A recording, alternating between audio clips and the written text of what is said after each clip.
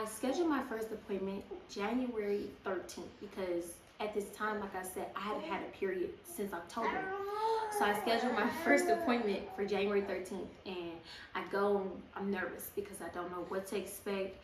I'm like, okay, I may be a couple months along.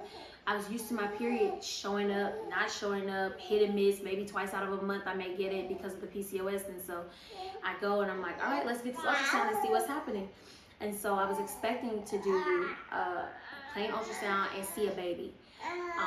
But initially I got that ultrasound and we couldn't see anything.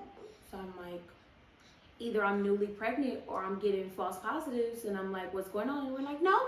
Rachel, my ultrasound tech goes, let's do a transvaginal ultrasound. And I'm like, those things scare me. And so, I mean, even though it's scary, it helps when you have an ultrasound technician that is assuring you, like, listen, it's fine. We're going to make this as comfortable for you as we can.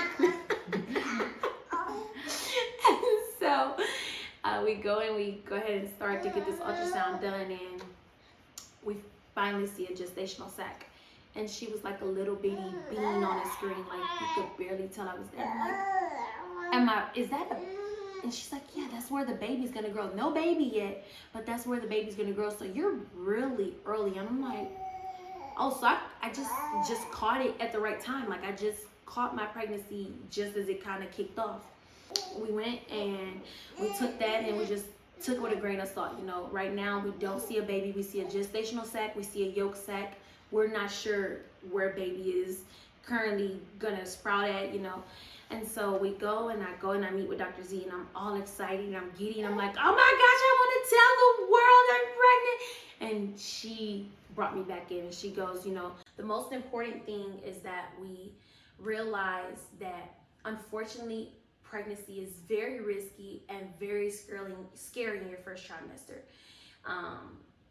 It's not always easy to receive that good news.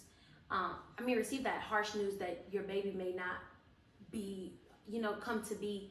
And so just experiencing that, you know, it was helpful to have someone by my side who did walk with me through that process, explaining that, you know, it may not happen. And she was like, you know, even if this one doesn't happen, that doesn't mean the next one wouldn't. And so she just took care of me in that aspect and just letting me know to be excited, but contain the excitement as best as possible, and just was very open and honest with me about the possibilities of what could have happened. Later that week, I ended up going into the ER, and I went to the ER because I had started bleeding. And immediately my first thought was, okay, this is what she was talking about. I'm losing this baby, and I'm like freaking out, wholeheartedly like distressed. I'm like, okay, like I wanted this and now I'm losing it. And I went and they gave me an ultrasound, and the ultrasound that they gave me, it was very apparent that the baby had grown from where we started. So I'm like, okay, but isn't that a good thing? And they're like, the baby is fine, you know, now you can see a baby, you can see the gestational sac, yolk sac, everything, but the bleeding is what we were concerned about. After doing a full-on ultrasound, I found out that I had a subchronic hematoma, and I had to schedule an appointment with Dr. Z following that. And when I went to see her, she just explained to me, it's okay, we're still in first trimester and it's still scary, but this is not what you should be scared of. You know, these are very common. It happens to women when they're pregnant.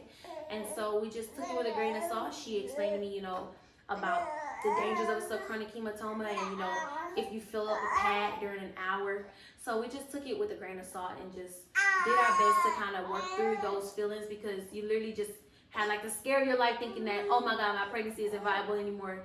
And now you're like, okay, maybe it's not that bad. You know, what's happening is doable. The following week, I did another ultrasound, and now we have full-on little baby. And she, at the time, she was like a little seahorse to me. And I'm like, my little seahorse is living. It's just the greatest thing ever to see that my baby was healthy and that she was growing. And this whole time, Dr. Z is excited for me and cheering me on in the background. And it felt really good to have that private little experience that we're in a happy bubble that only we know about.